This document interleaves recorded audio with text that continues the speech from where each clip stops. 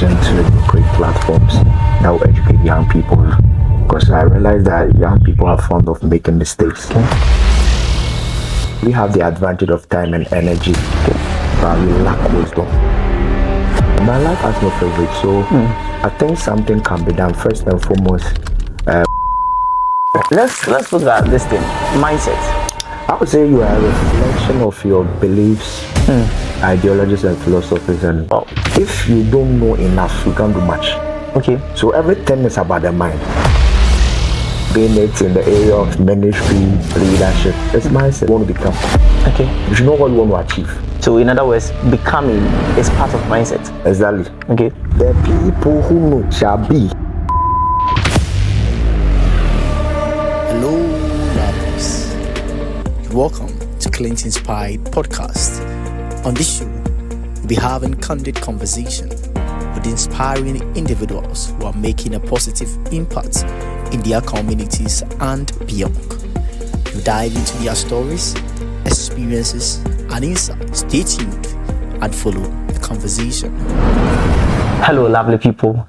So this is Clint Inspired once again, and today we have one man who is causing a lot of change as usual in Africa and in the world beyond, and we are glad to meet him. He's going to help us with the introduction, so let's hear from him. I'm a youth pastor, the executive director of Young and Wise Global, and I'm passionate when it comes to youth and community development. I take interest in coaching and mentoring young people. So that's something like I can say about myself. Wow. I think I saw you when I came to level 100, that is in Kenya University, where you organized a program that is Young and Wise, came to campus, and you organized Start Right program for young people who had come to the university and wants to explore things on campus, how they can have a smooth life on campus.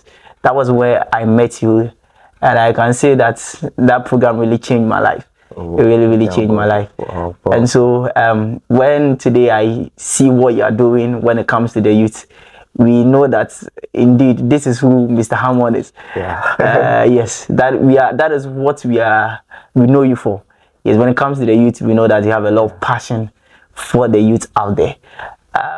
It's a privilege to have you on this show. Thanks for having me too. So, Mr. Hammond, how has the journey been so far? I think it's an interesting question. It's an interesting question. Yes. The journey has been, I would say it has been fulfilling. It has been fulfilling because I had this passion to create platforms that will educate young people, because I realized that young people are fond of making mistakes. Okay. We have the advantage of time and energy, but we lack wisdom. Yeah. So when you compare a young person to an elderly person, the elderly person has made enough mistakes, but time is not on his or her side to correct those mistakes.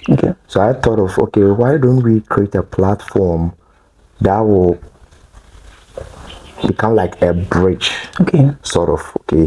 where elderly folks can share their experiences, and the younger folks can leverage on that.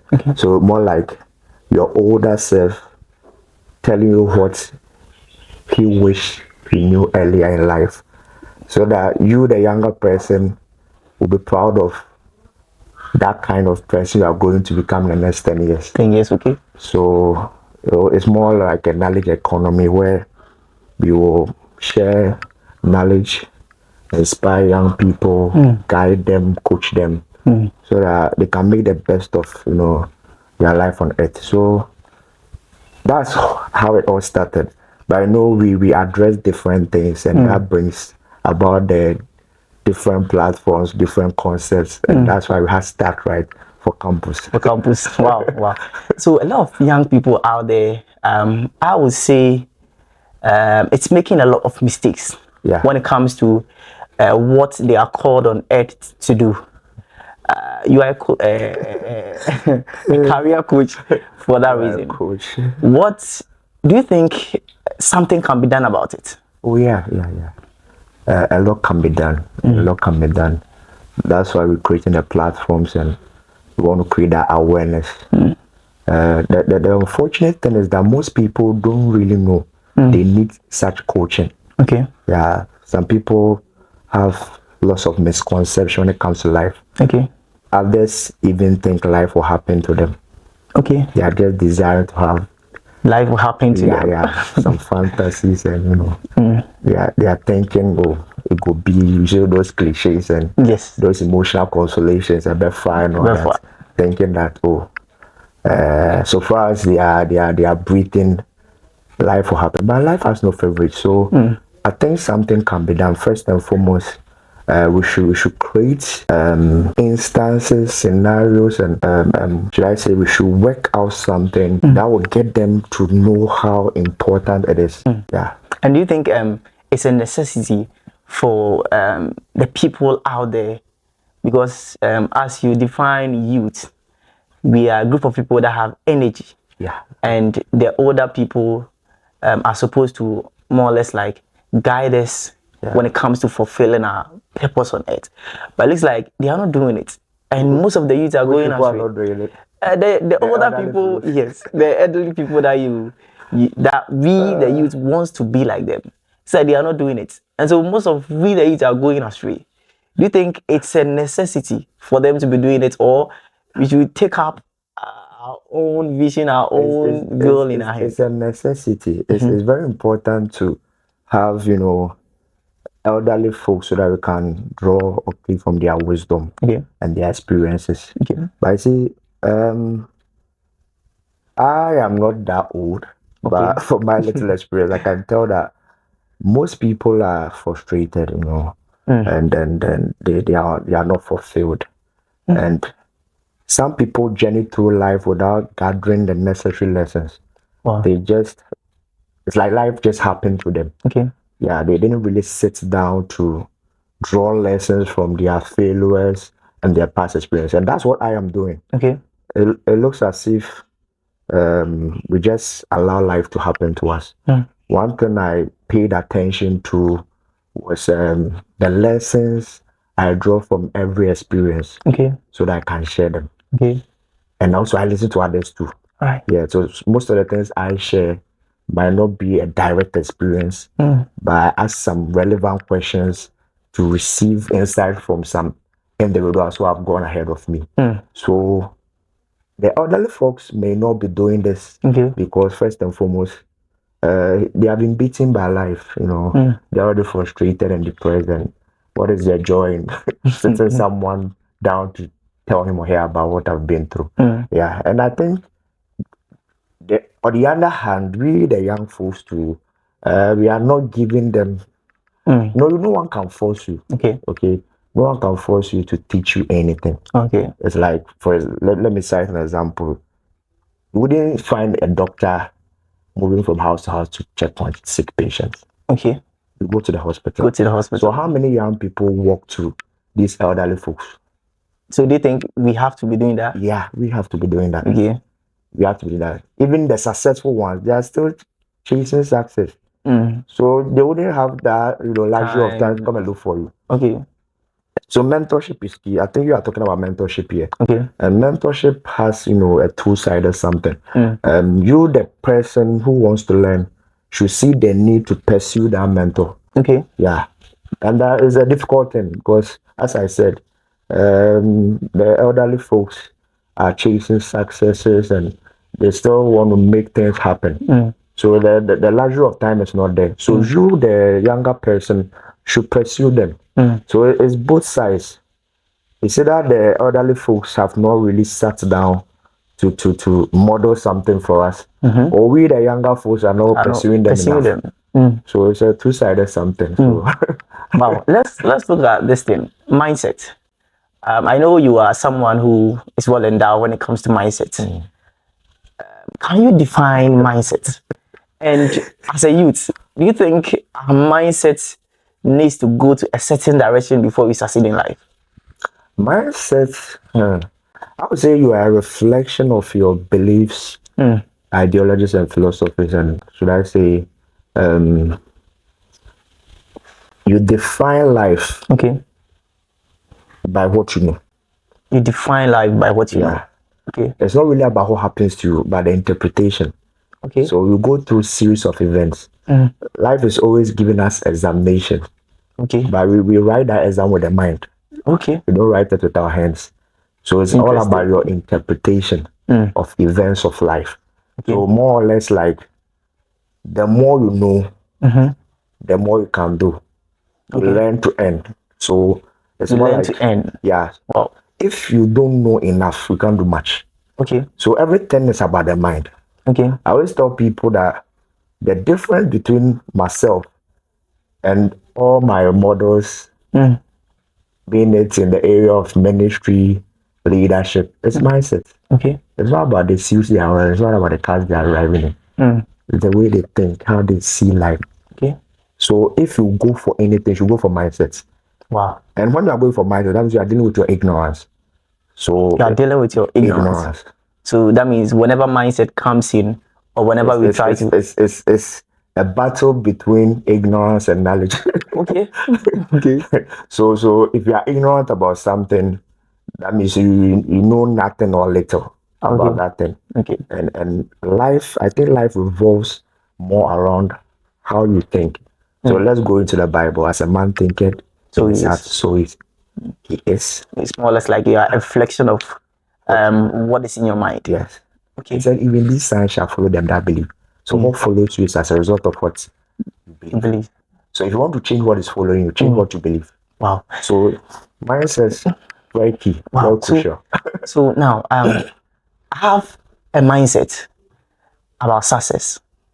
That, as you said, if you don't seek to know, you can't be known.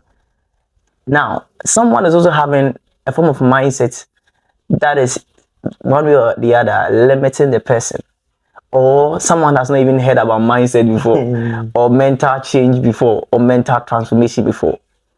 How does the person embrace that when it comes to mental transformation? What process do you think there is a process or a lay down process that I'm sure we go there's a through? process. You know, we are programmed. I would say we are programmed in two basic ways. Psychologically, we are programmed genetically and environmentally. So we are all born innocent. Let me start from that point. Okay. No one came here knowing anything. So we are all ignorant at a point. Okay. But we journeyed per the kind of environment these contributed to our mindset. So your background is very key. So you have a kind of mindset because of where you grew up. Okay. The first family or the first set of individuals presented to you, talking about your parents, your siblings, they all contribute. But I know there are two major gates. What you see, what you hear. What you see, what you hear. These send information to form those mindsets. So information, they go in you to form perceptions. Okay. So these are the two ways. I speak tree because I was hearing tree. Okay. I'm dressing this way because I saw people dressing. Okay. I get in. So what I hear, what I see, these form my mindsets. So that means as I grow, Okay. you are talking about someone who doesn't even know about mindset. You have already formed the mindset. Okay. You have already formed, whether you know or not, you have formed the mindset. Now, if you want to challenge the way you think or transform, first and foremost, I recommend you giving yourself the necessary exposure. Okay. That means you should have a model. So first and foremost, I should know what I am pursuing in life. Okay. You should know what you want to become. Okay. You should know what you want to achieve. So in other words, becoming is part of mindset. Exactly. Okay. The people who know shall be. So it starts with knowing, Okay. being, Okay. or becoming before you do. You don't start life by doing things. You have to know something, become something before you do. You have to know the end product before you try to pursue. Like you should have knowledge, Okay. knowing, then becoming, being before you can do. And how do we know? You know through hunger, through humility, observation. As I said earlier, you should first of all have a desire that there's something higher you want to attain. Okay. And in doing that, for example, maybe you want to be a musician. Okay. You have that passion and drive so strong. What are the models available for music? Okay, the area you want to pursue. That's the first point. So when you have such a model, it will call for you paying attention to that model. Okay. So you are going to learn. Sometimes you learn from a distance. When you are privileged to have that proximity, you can ask the relevant questions. So you should give yourself that necessary exposure. So expose your ignorance for you to know where you are. It's not all that there is to life. There's something more. But if you stay at your corner, you'll be a village champion. Wow. Thinking that is all. So exposure is key. You give yourself the necessary exposure, then you pursue knowledge through hunger. You should be hungry. Yeah, that strong desire should be there. And do you think youth of today, we are hungry for success? We want the success, but we don't want the process. Wow. We want the success. We see the people we celebrate. You know, we have what we call celebrities. We see them and we are interested in what they have. Okay, so we are interested in how they are dressed, the cars they are driving, and we think we can just have those things. But I always tell people that your being is more important than your having. In your being, you have.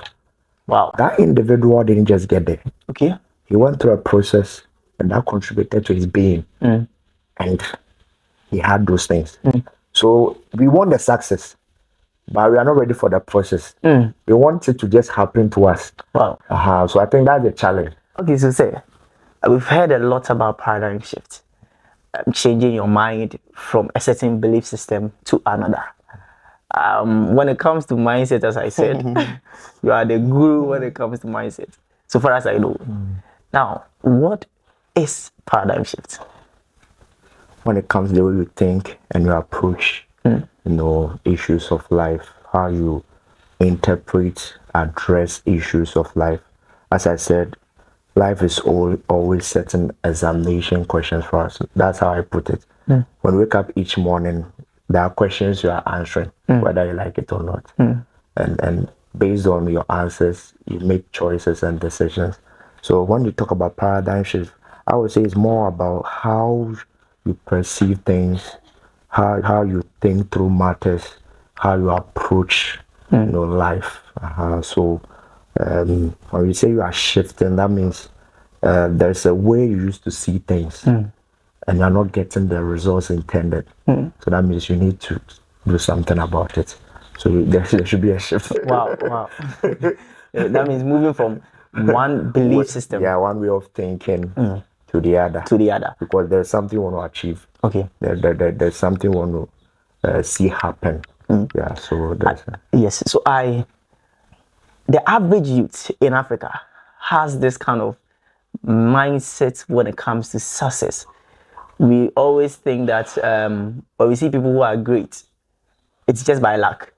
Yes, when we see people who are doing well, like you, for instance, you are a pastor, you are, when it comes to career coach, and maybe making exploits in your endeavor. When we see you like this, enjoying certain privileges, we think it's by luck. Do you think it's a reality?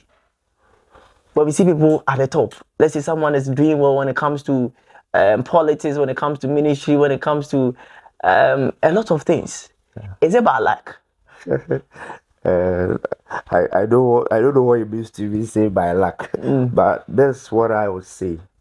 There's this scripture. It said, "The race is not to the swift, the battle is not to the strong." Blah blah blah. There's something that ended with that scripture. It said, "Time and chance happen to them all." Okay.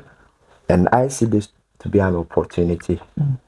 And one thing about opportunities, you should design or discover opportunities. And you should be prepared for them. Okay. So when preparation meets opportunity, I would say you have favor. When preparation meets opportunity, you have favor. Okay. That's at least like favor. At least so like, that's why I think that's what people tell me. Oh, he has been lucky. But let me tell you, if that opportunity meets you and you're not prepared, it will bypass you. So it's like most of we the youth, we are ready for, or we want the opportunity, but we don't want to go through the preparation. Yeah, we're Okay. not prepared for it. Okay. Someone will come to you and go like, "Oh, I want a job. What can you do?" I can do anything. What do you mean by I can do anything? You don't even know your potentials, and even if you know them, you've not discovered, you have not refined them, Okay. you have not even packaged them. So you see, someone identifies a potential, Okay. an ability, a talent. That's why I have that concept, mind the gold in you. Okay. You should know what you have and work on it. Okay. Then you should know your target market Okay. and know how to package them into products and services to those target markets. So more like, maybe I know how to talk. You are doing a podcast. Okay. It's talking. But that same talking, someone is just moving about the marketplace, talking anyhow. You have to find your talking. Okay. And you are doing what you are doing now. And what you are doing now is going to be a solution to someone's problem. It's going to answer a need. It's going to serve someone inspiration. Okay. So if you become successful, it's not by luck. Now you talk about, in order to not to cut it short, you talk about discovering yourself. Yeah. There is a gold hidden in this forest. Yeah. Discover. Now, how do we then discover that? There's a whole lecture. But let me see how simple I can present this to all of us. At a point, there were 5 questions I intentionally asked myself. I answered some my own way. Okay. But I got answers through scriptures, through mentors. And I was inspired by the late Dr. Miles Morrow. I think when I turned 18 after my SHS, Okay. I read a book. Okay. And he was asking these questions. And that's what I teach most people. Okay. You should know who you are, Who you are. where you came from, Okay. why you are here on earth, Okay. what you can do, Okay. and where you are going. If you're able to answer these questions correctly, you have discovered yourself. Wow. Interesting. Because the first question, who am I, talks about your identity Okay. and your worth. Where did I come from? Your origin, your source. Okay. And that gives you an idea of your connection. Okay. Why am I here on earth? My purpose and assignment. And assignment is mostly the problem you were sent here to solve. And mostly, that's where the discovery comes in. How do I get to know why I'm here on earth? I have 4 P's. The problems you identify. Problem. Because I might see something and be interested, or it will take my attention. Others will see it and pass by. Okay. So different things move us. Okay. So you should know you're different. You see, so the problems you identify gives you an idea of your purpose. Okay. But we identify problems and we complain. I tell people that for you to identify a particular problem, it tells you that the answer is with you. The solution is with you. Interesting. The next P, your passion. Okay. What are you passionate about? We are not passionate about the same things. We are talking about self-discovery here. So if I get to know what I'm passionate about, I'm getting to know myself. Okay. And I normally use 2 determinants. Sleep is sweet. I would say sweet. Oh yeah. Eating too is sweet. Okay. These 2 things, if there's something that can take your sleep and your eating, you are passionate about that thing. I'm confused already. Don't be confused. What is it that can make you stay awake? Okay. Can delay your sleep? You are passionate about that thing. Sleep is sweet. Let me use a very, Someone likes watching movies. So that means that person is good when it comes to visuals. The person has concentration when it comes to watching. Okay. So turn that watching to watching something that can educate you than to waste it on movies. Wow. Maybe you want to be an actor, that's fine. Okay. If you want to be an actor, then you can be watching movies. Wow. But if you are doing that just for, I don't know, for pleasure or whatever. So it's more like our passion drives us. Yeah. indirectly or unknowingly. Yeah. But sometimes we use it in a negative way. Anything you don't tie to purpose can also destroy you. The devil can use it as a tool to destroy you. Okay. The same things, he will not use different things. Those same things that move you. So you should know your passion. What are you passionate about? It gives you an idea of your purpose. Okay. You see people into music, people singing, people, whatever it is. And it's like, you have that. Mostly I tell people that, what is that thing that when you see others do, you wish you were the one doing it? Not from a competitive standpoint. Okay. Like what we are doing now. Someone will see you and go like, I want to do something. Yeah. Not because he wants to outshine you. Okay. But another person will see podcast and go like, Okay. So those things gives you an idea of who you are, what you can do. So when you get to know the first P, the problems, the second P, the passion, then your pain. Don't you realize your pain? Yeah, your pain gives you an idea of what you are called to solve. Okay. Because you're a deliverer in that area. You just don't go through stuff. So when you go through a form of pain, you come out of that pain with, I don't want to be a pastor yet, but I come out with a level of grace and an anointing. Wow. So you've mastered it. Yeah, you've been through it. So you have what it takes to also deliver others from it. Okay. But others to realize their pain. Why do you think people are doing all these charity and stuff? Okay. They don't have nothing to do with their money. Someone is drawing from the wells of his or her pain. Looking at how maybe he went through life and he told himself, if all is said and done, ceteris paribus, one thing being called, and I make it, I'll not watch others go through the same thing I went through. Pain will birth purpose. Pain brings you to that level of anger, and anger causes change. If you are not angry about something, you can't change it. And life is all about change. It's either you are solving a problem or you are creating a problem. So pain helps you to discover. Sometimes people go through pains. Young people go through pains. Pain of rejection, pain of abuse. But it's instead of using that as a tool to also cause change, they rather use that to And cause. that was the mindset we were talking about. That's a lack of knowledge. That's ignorance. I said earlier that it's not about what happens to you. It's about the interpretation. Someone has become successful and it stemmed out from losing his father at an early age. Okay. And he told himself, I don't have anybody. So I have to make things happen for myself. Another person too is there complaining and blaming, and my father left me at the age of 12. No one will sympathize with you. So it's not really about what happens to you. It's about the interpretation. Okay. That's when knowledge comes in. Okay.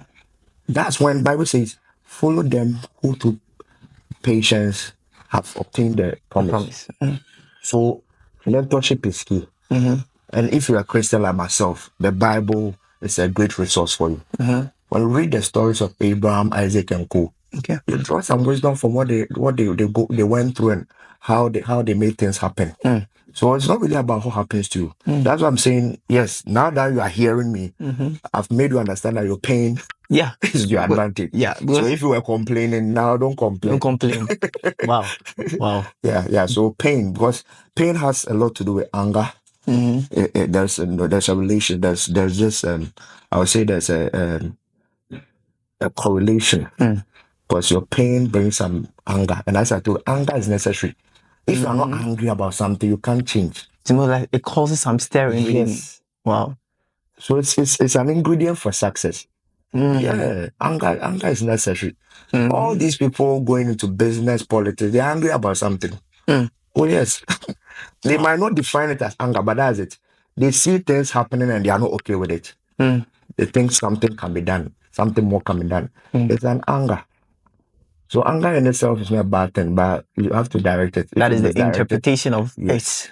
So pain, the P, and I think the last P will be your potential. Potential. Yeah. The potential is that untapped, inherent ability, the untapped strength, that thing you have inside of you. And I'll quote Miles Morrow. He said the richest place is the graveyard. The graveyard. Cemetery. Because people are buried with their songs and their music. They didn't unearth those things. So those things you have inside of you, they are like the tools for your assignment. Yeah. When you see with you see me with hammer, with chisel. You not tell me I'm a doctor. Yeah. So the tools God gave you when He sent you to this earth gives you an idea of who you are. So if you are very good in talking, it gives you an idea of your kind of purpose and assignment and all that. So these are the 4 P's I help people with when you really want to discover your purpose, which is part of the self-discovery. Because it makes you see your difference. It makes you appreciate your difference. It makes you, should I say, focus. It defines how you invest your time and energy, because you are not here to do everything. Lifetime is just a duration given to you to fulfill your purpose. So when I get to know myself, I don't waste my time on other things. So it's a key thing to discover yourself. And I think these are some of the pointers. And the 4th question, what can I do? What can I do? I've answered potential. Okay. And mostly what you can do, should I say, that's where your rewards are.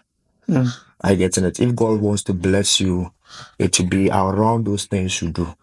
Yeah, that what you have in your hands, what you have in your house. Okay. So these are some of the things you should be asking. And let me say this: when it comes to self-discovery, I like you saying it's more like a relationship with your own self. You got to know me. You got to know me about 4 years ago. Yeah. If we have not met. Just the fact that we met at start, right, is not enough for you to know me. Okay. You know that? Yes. Yeah. So we can even be in the same hostel, the same apartment. If there are no conversations, you can't tell me you know me. You know about me. Or you know just my name. Or this is AB. It stays in my area. But to know me, there should be conversations. Okay. So you should have conversations with yourself. So the challenge with most young people now, we have time for everything, but not for ourselves. The least time we want to be on the phone. The least time video call is in. The least time you are viewing statuses. The least time you want to go and just with someone. How many of us spend time with ourselves to answer some of these questions? Relevant questions. Why am I here? What can I do? So if you have a challenge with self-discovery, it means you don't spend time with yourself. No. So that's a little I can share with self-discovery. Now, most people, or I know you're a pastor, we have what we call the primordial self-discovery when it comes to knowing your identity or knowing what God created you on earth to pursue. Yeah. We encourage young people to pray that God, what should I do on it? Or what's my purpose on it? Like Jeremiah. Sometimes we pray, but we don't get the needed, results or needed prayers. Is it that we are not praying right? Or God is answering us in some different way that we are not paying attention to? Okay, let me start it from this angle. I think there's a challenge when it comes to the way we have interpreted how God communicates with us. Okay. I think, excuse me, the prophets are telling us how God communicates with them, and that's not the only way God communicates with us.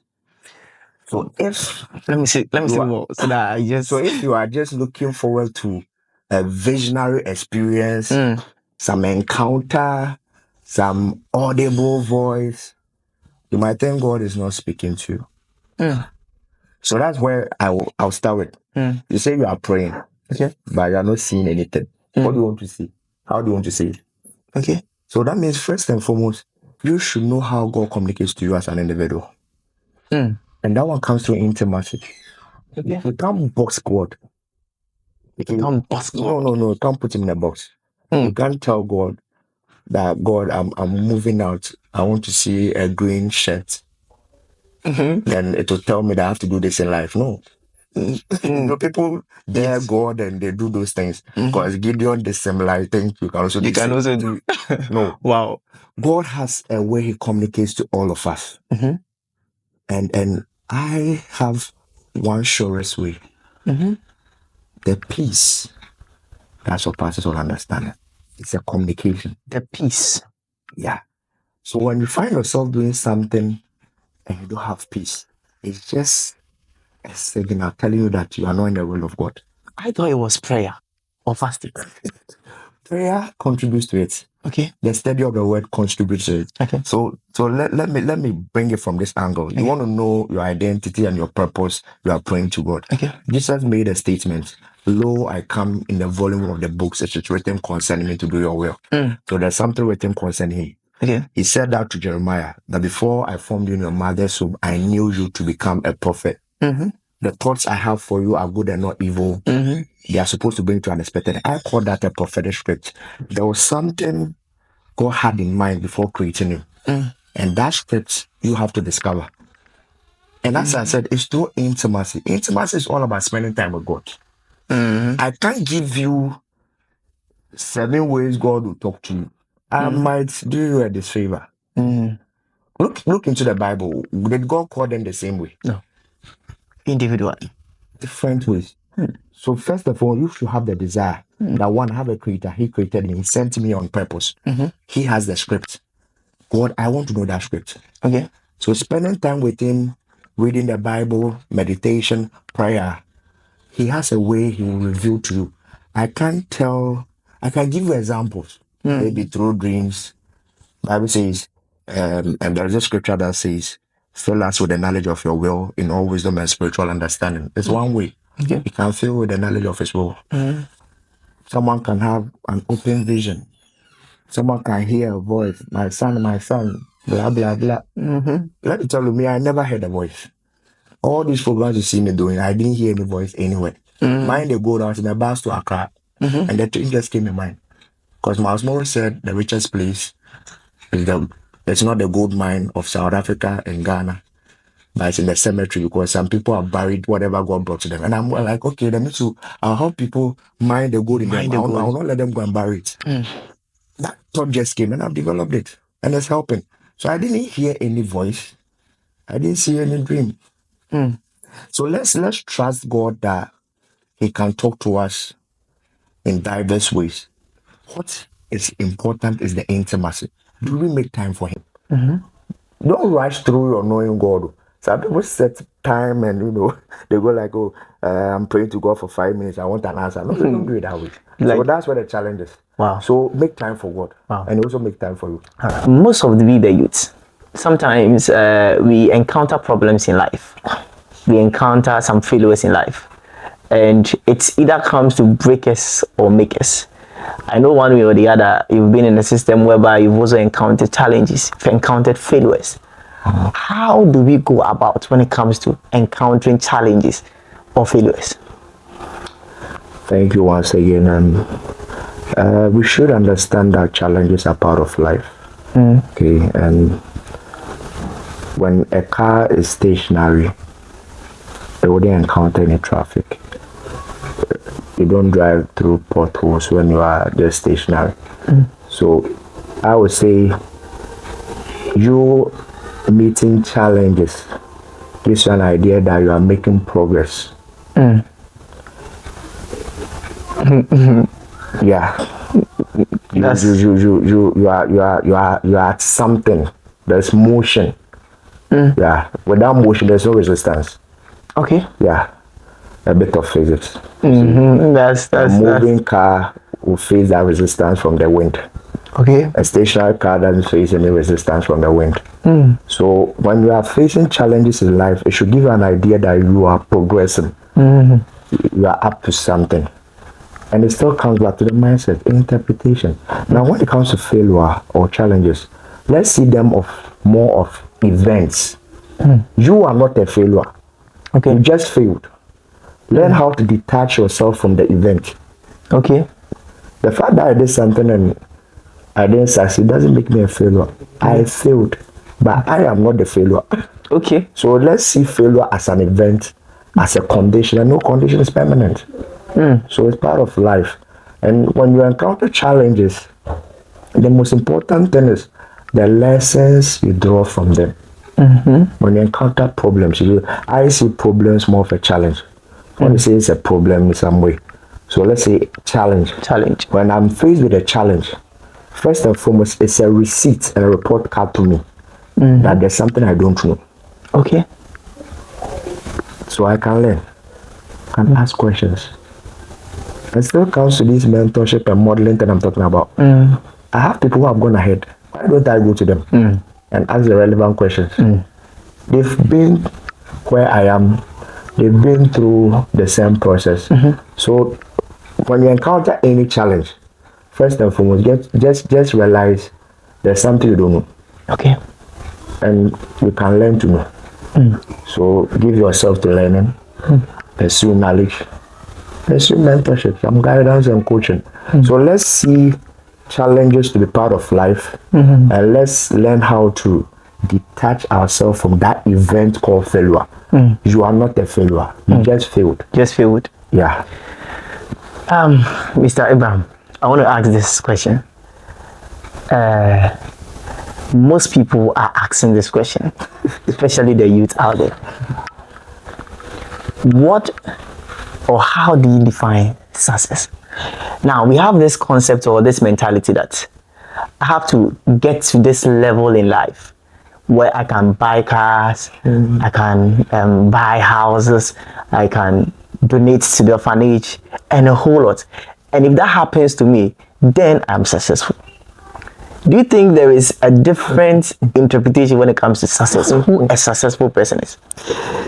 This is a very broad topic, and I try to make this clear to people that you can be successful but not fulfilled. Success is just having a target and achieving it. Okay.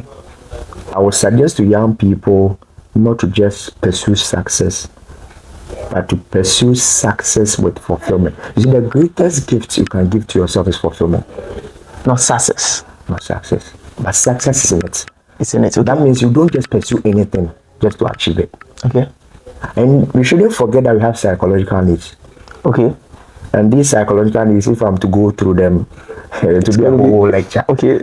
And these are the reasons why you want to drive in cars, you want to marry. All these things, we are the third Maslow's theory of needs. Yeah. Climb that pyramid.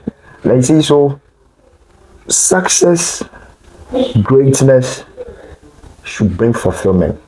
And I see them as you having that satisfaction, knowing that you have served the purposes of God. Someone brought you here. Someone sent you here for an assignment. Have you done it? Have you achieved that aim? So the satisfaction, it's a satisfaction that will come true. Okay. Yes, people can applaud you. We can give you all the accolades. But when you are there alone, so if your aim was to do things to please people who don't really care about you, after all is said and done, you'll be on your bed and you are not fulfilled. So we shouldn't just be interested in trying to pursue things. And you know, the kind of academic and educational, should I say, activities we went through has made some of us think the successful one is the one who was top in the first class, and others will be last. There's nothing like someone is first and someone is last. It's about purpose and assignment. Okay. And as we shared earlier, different things move us. Okay. So if I get to know the things that do move me, address them, pursue them, I'm successful. So we can all be successful. We can all be winners. No competition. Okay. So that idea of one person will be at the top and the rest will be down, you have to outshine someone. That's when the envy and those things come in. So we have to define success properly. Then this is how I would define success. There's something written concerning you. Okay.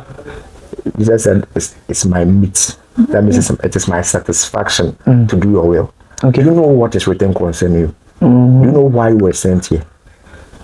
Why you were sent here and what is written concerning you will cause you to pursue certain things that will help you. You know, when I have a car, it's a tool of efficiency or effectiveness. Okay. I wouldn't use a car to think I'm more successful than you. Okay. The kind of work I'm doing and whatever I find myself doing, maybe I'll need a private jet. You would not need a private jet. So if I have a private jet and you don't have, that means I'm more successful than you. Okay. It's just a tool of efficiency. So we should be very careful how we define things to mean we are successful. Okay. But the most important is who you are becoming. I always tell people that your being is more important than what your acquisition. Your transformation is more important. Because whatever we are acquiring now, none of them will go with us.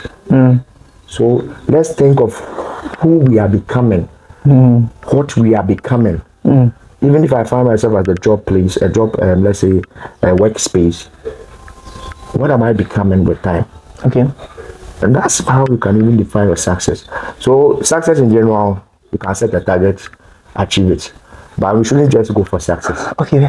Let's go for fulfillment. Okay. So you spoke about time, and we know that one of the instrumental parameters that measures life is time. Yeah. Now, how do we manage that time? Oh God. Interested. Destiny is a function of time, you know. I tell people that the most valuable assets or resource you have is time. Why? If you have time, that means you are alive. If you are dead, you don't have time. You have time. So just imagine, let's do some mathematics. Time means you are alive. Okay. So if you don't have time, you are dead. So if you are dead, what will you use all these things for? What will you use money for? That makes time more valuable. Okay. People don't understand why we go like, time is more valuable. And people will make you know that the rich people buy time with money and the poor people buy money with time. So come again. yeah, the rich will do everything to have more time. To have more time. So that they can pursue their projects and all that. So they'll use money as a tool of efficiency. Okay. So they'll hire you to do certain things for them. So that they have more time. Okay. Pursue bigger dreams. So that makes someone rich. A rich person is someone who knows the essence of time. Yeah. Because time is all that we have. As I said, time is life. If you don't have time, you don't have life. So what's the essence of all the things you are acquiring if you are not alive? So that makes time the most valuable thing. And because of that, it's a function of your destiny. Is a function of time. That means whoever takes your time, whatever takes your time, has taken part of your life. So that phenomenon of time management, I know it's a concept or whatever we teach, but actually you can't manage time. Okay. It's that you are spending, you are wasting it, or you are investing it. You can manage something that is, so that it can be stopped, or something that can be regulated. More or less as we are seated here, the seconds are just moving. Okay. We can't tell the seconds to stop. So we can't manage time. Okay. That means you should set priorities right. Okay. Each and every time, you should know what you're about. And that would lead me to the most important things you should make time for. Okay. I don't really want us to go into it because you're talking about how we can manage our time. We've come to understand that time cannot really be managed. It's that you are spending the time, you are investing the time, or you are wasting it. Okay. So how well can we invest? That means we set our priorities right. Because day in and day out, the seconds are moving, the minutes, the days, the weeks, the months. And you should know what is worth living for, or what is worth dying for. And to me, I always tell people that there are three basic things, three most important priorities of my life. And I'll share and suggest to everyone. Because let's make time for those things that will have eternal value. Yeah. Let's make time. It's not everything that is worth your time. Let's understand it. Okay. Not everything is worth your time. Okay. You should set priorities. You should know, it's like you should invest your time. So what are the things you are investing your time? And I will always suggest the most important priority is your relationship with God. Okay. Your relationship with God is the most important priority worth your time because it has eternal value. It's something that even a dead man can boast of. Because after all is said and done, our certificates will be here, the cars will be here. Even when you go, if you get married, you leave your wife here, leave your children here. But the only thing that will go with is our relationship with God. Maybe for me, I'll send my wife. Okay, then you want to be boss more. You want to be boss more. He openly said you die with your wife, and it happened. Wow. So if you want to go with your wife, that's me to God. But as I said, let's make time for those things worthwhile, those things worth dying for. And one of the areas I would suggest for every young person to invest his or her time is in your relationship with God. Because in your relationship with God, you have peace, you have fulfillment, and you have that eternal security. That's one thing everyone needs, whether you are rich or poor. Because you will die. Yes, you will die. Upon all the artificial intelligence or whatever, you will die. I don't think someone has mastered an AI that will make you live for 1,000 years. You will die. Wow. So when you die, where are you going to? So you having a relationship with God secures that part of you. So it's of eternal value. So your peace is assured, your fulfillment is assured, and you have that eternal security. So your relationship with God is worth your time. So make sure some of your hours are invested into that. Number 2, your family is worth your time. The first set of individuals God gifted to you is the family. And we want to have a family. You have the biological ones and the ones we create. Someone's like the family you create for yourself is even better than. I don't want to go into that. But what I'm trying to say is relationships. Which starts with first and foremost the one that was gifted to you right from birth. It's worth your investment. You see, time, as I said, is an asset. If I give you my time, I'm investing, and it's worth it when I spend time with family. You see, family is a support system. You are talking about when you are overwhelmed with challenges, when you feel like giving up. The people who will be there for you, not because of what you have, is your family. Your mom has no option. The baddest you can become, she has no option. And you know, these two things, you know where I got my inspiration from? I got from the story of Job. Job was the richest in the East. But none of the things he acquired stood the test of time. But when he lost everything, he had his relationship with God and he had his wife. That was an investment. Your real assets, these are your real assets. Have you been to the hospital to see someone in a very dire condition? The only people that stay with that individual is their family, their wife, a brother and sister. Their friends will come and go. So it's worth your investment. So family is worth your investment. Make time for family. Get to know yourself. Support each other. And the last one is your assignment. You know me, I'll never talk without talking about why are you on earth. It's worth your time. The duration, if you have to spend 80 years, 90 years, is to fulfill an assignment. Don't waste the time in things that do not contribute to assignment. So when you talk about time management, this is what I would tell people. Set your priorities right and know what is worth your time. Invest in them. And you see, when you get to know these things, you know what to say no to and all that, and I think it will help. A lot of educative content. Wow, we've come very far and we've learned a lot too. A quick one: how do we set our goals? I know someone is watching and is asking.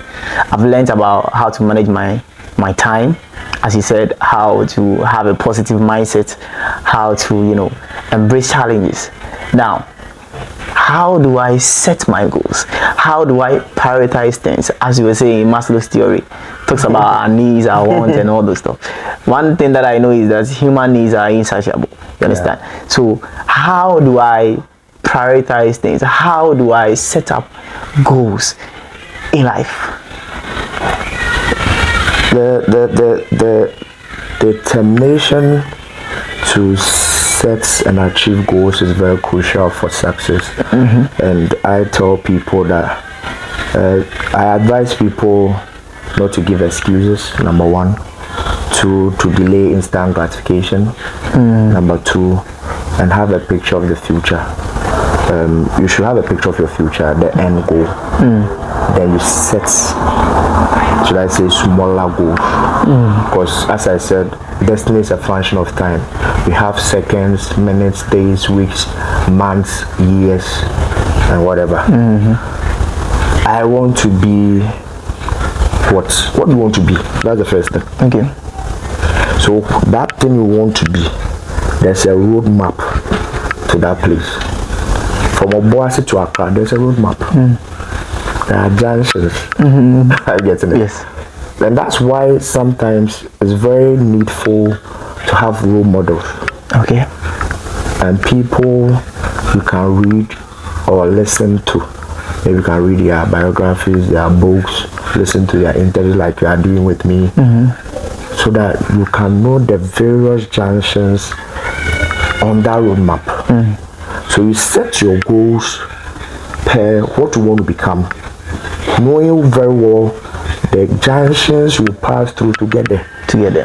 And I always tell people that there's nothing new under the sun. Even if you are going to be the next person to bring the latest discovery, you have to leverage on what is already existing. If I want to be the richest man, I'll have to get to Elon Musk's level before I become the richest man. I get to the, if you want to be the most successful politician, there are already existing People politicians. So I have to get to that level first before I can be more than them. As the benchmark. I get it. So we set goals per these things. So, and you should know the difference between just a wish, a desire, and decision. People wish, but they don't desire. They don't decide. I wish,